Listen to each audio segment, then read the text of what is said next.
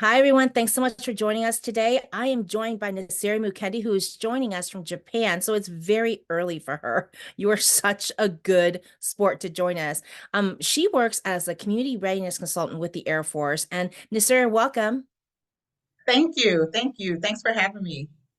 No, we're thrilled. And you sound a lot perkier than I do. It's the end of my day here, and you with your half cup of coffee, you're already like perky and ready to go. So, as I was reading your story, I was really, really impressed by your flexibility and your willingness to pivot in another direction when things weren't working out for you. I guess the question that came to my mind is because, you know, inquiring minds want to know, and I want to know, how did you know when it was time to pivot and when it was time to stay the course?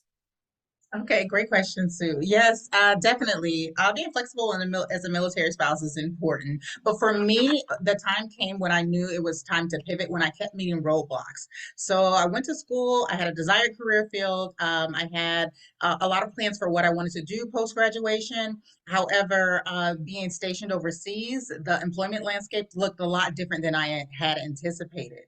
So with that, I noticed that there were very few amount of jobs in my desired career field.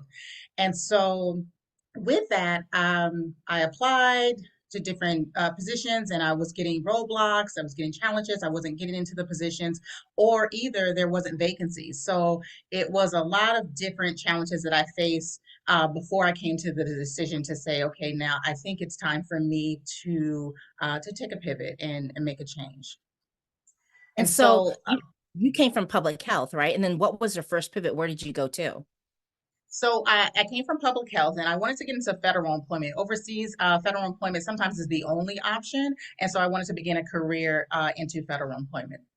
So I Oh, went into actually education. So I was a higher education counselor, which is very different from what I've done. But in that experience, it kind of broadened my horizons to see the different ways that we can support military families.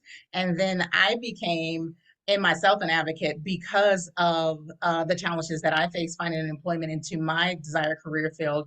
I wanted to try to see what research I can do, what information I can find for other spouses who may find themselves in the same situation.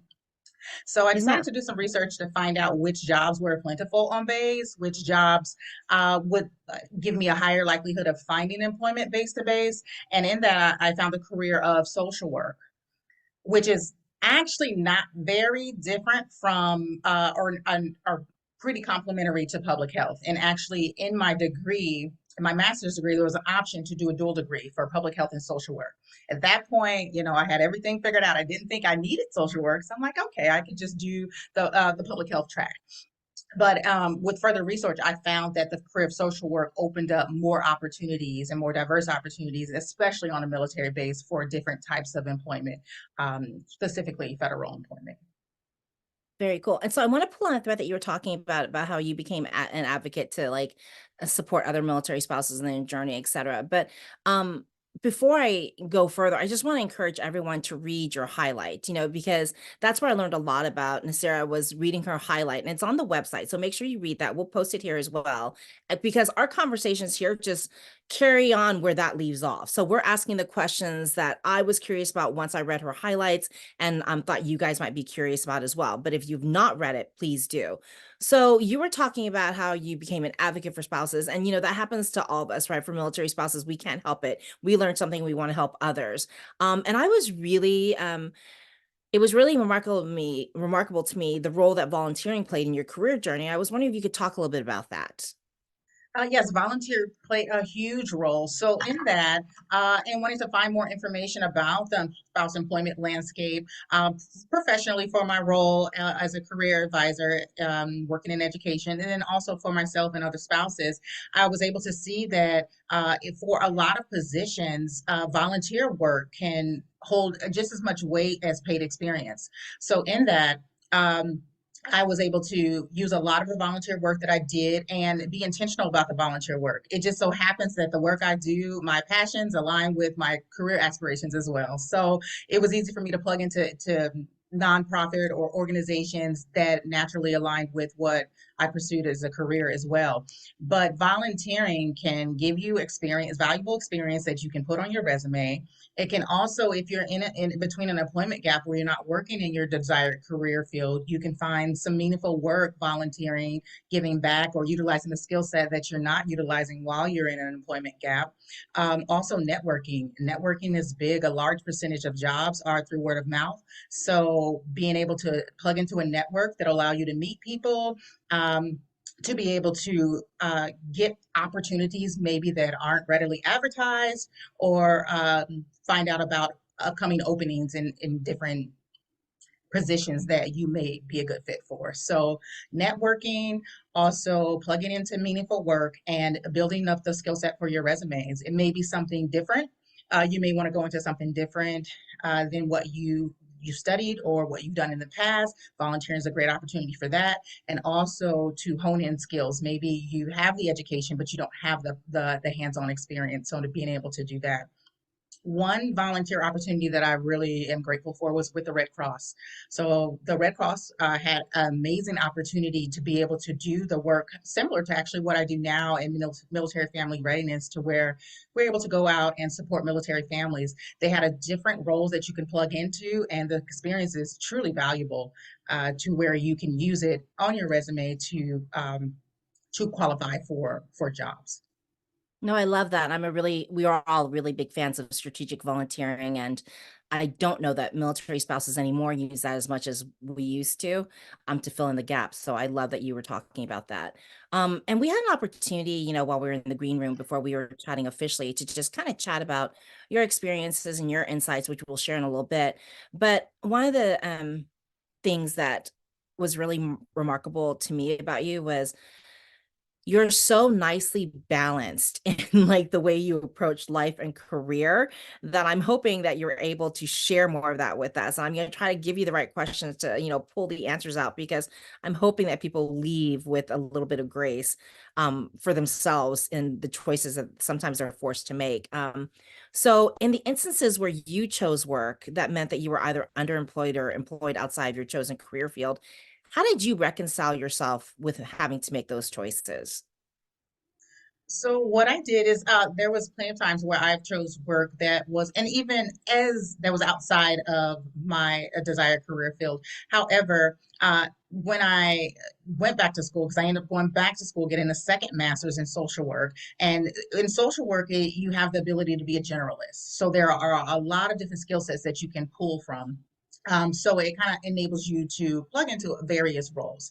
However, prior to that, I as I was going through my social work education, I was in a career that was not properly aligned. So what I did is I sought out collateral duties, additional duties, volunteer roles within the organizations that I could do within my role, to supplement some of the experiences that I needed, or to keep my skill set fresh. So I would do things like I volunteered for to be a suicide prevention instructor, to be a sexual assault prevention trainer. I also volunteered to be a resiliency trainer. And these opportunities were available to me to be able to keep my skills fresh, still have one foot into social work, into the career that I was pursuing, and then also give back to the organization, because they're often looking for people to fill these type of volunteer roles, to support the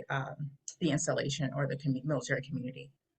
And I'm sure they appreciate having a proactive team member, because, somebody who's going to step up and offer to do career broadening opportunities. I think that's an amazing addition to a team. So I'm sure that they then looked out for you when there were other opportunities that came up, because they're like, yeah, she's a total go-getter. Absolutely, I recommend her. So that's awesome. So it would be remiss of me if I didn't ask you some questions based on your subject matter expertise as a community readiness consultant, because we're always looking at work through the generations and how things are different, depending on which generation you're talking to. So, can you identify from where you sit any trends that you're seeing among the younger generation of military spouses when it comes to military spouse employment? I mean, are they looking for more careers that allow for portability? Are there more people engaged in remote work or entrepreneurship? Is there anything that you're seeing? Absolutely, Sue. So, in my role, I've observed several trends for the younger generations of military spouses.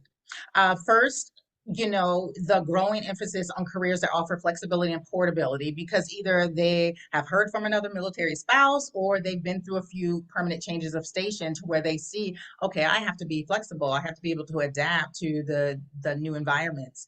So those are jobs that are being sought out as well. And then remote work opportunities. So flexible jobs, portable jobs, entrepreneurship, remote work opportunities, it just supports the nature of a transient military lifestyle. And after the COVID-19 pandemic, we've seen that remote work is it's viable work, and it made it increasingly available for military spouses and also employers more open to offering remote work opportunities.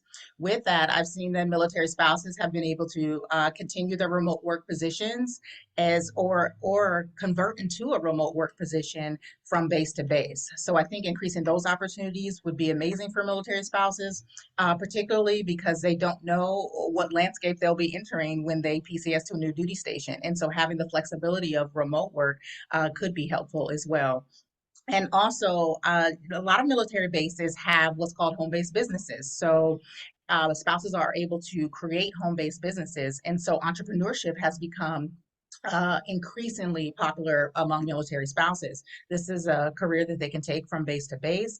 And then also, um, they're able to have support to establish their home-based business, and there are different initiatives now where they see that this is also a viable option to support military spouse employment. So there are different initiatives now that are being put into action to ensure that military spouses are supported as they pursue entrepreneurship opportunities.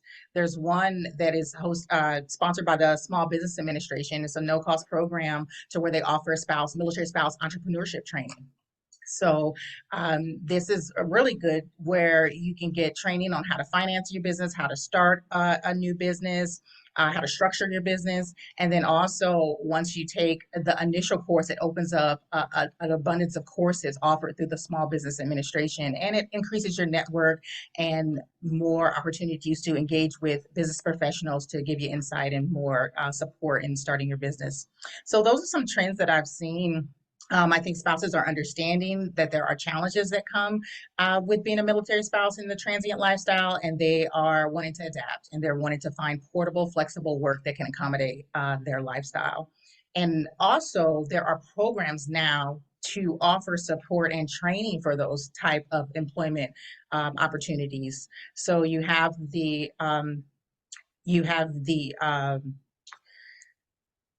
DOL, Department of Labor, Employment, Military Spouse courses. Those are some really good courses where they offer a course in flexible work, they offer a course in entrepreneurship, and some different courses on how to brand yourself, how to market yourself, and how to keep your career and um, keep a steady career and move to move. So there are different courses available for military spouses to support those different type of employment situations. No, I love it. I feel like you just packed a lot of information in just a few minutes. And so, if I'm a military spouse and I just listen to this, what I'm walking away with is one, there are a lot of resources out there for me. I should just research the resources available to me, whether I'm looking for a career or whether I'm looking to start a business. Maybe start at the federal level and then look at the state level and then look at military spouse specific resources. But I love that, DOL, SBA, just and then some of the nonprofits have resources as well. And it also sounds like society's keeping up or catching up to the military spouse trends in which telework is becoming more viable and more accepted, generally accepted in society writ large, not just in the military community. So love that. And then personally, just listening to your story, I think the biggest thing I'm walking away with is with the benefit of the hindsight, you're saying that maybe put your career aspirations on a more longitudinal scale to where, yes, you might be looking at an underemployed situation at this assignment, but maybe the next assignment you're going to be somewhere where you can work in your field. So don't look at like the 3 year or the 6 year, but look at it on a full scale and it will all even out. I don't want to put words in your mouth though, so I'm going to leave you to give the closing thoughts. Yes, Sue, definitely. Definitely. You never know. Base to base, the landscape is different. So keeping those skills fresh is important as well. And so I did give a lot of information about a lot of resources. So I do want to let you know that your Family Readiness Center is a good one-stop shop go to get information for all the resources that I talked about. For Air Force, it's the Military Family Readiness Center. For other branches, and maybe Fleet and Family or the FRG. So plug into those installation resources. There are so many tools and so many resources, training that is there to support military spouses. I think it is just not sometimes not knowing about it. And so I talked about volunteering, but also mentors, getting a mentor that can kind of give you some insight on what to expect, what resources, what tools help them. That can be very helpful. And um, to help you on your military spouse journey, because I talked about in hindsight I would have maybe done the dual degree first if I knew more about what the employment landscape would look like post graduation. So just having some information that you can get from mentors, from trusted guides, and people that can support you is helpful. And then also plug into that Family Readiness Center. They have employment training for military spouses. They have entrepreneurship training for military spouses. A lot of the resources that I talked about here, they're readily available. They're no cost to military spouses, and they're there to support our lifestyle and different dynamics and challenges that we face. So I really just want to encourage spouses to support one another, become resilient. It's in our fabric. Moving base to base, we often pick up and go, and we make the best of it, and we support each other. So that's one thing that I really love about our military spouse community, is that a lot of information I get from another military spouse who was in the same situation prior. So supporting one another, and also let us remain resilient, become resourceful, tap into those resources, and then just hoping that we can foster a supportive community that can bolster opportunities for meaningful and fulfilling employment for military spouses as a whole. No, that's perfect. And thank you so much for sharing your inspiring story and for sharing your insights and giving us a little bit of insight into the trends that that we can see among younger military spouses. And if you have any questions from this area, just leave them in the comments and we will get them to her because she shared a lot of information. But yes, check into your airman, military family support centers, ACS, whatever it is. But they are a really great place to start for resources. And we hope that you will join us again next week. We will have another story to share. But till then, thanks so much and see you next week, guys. Bye.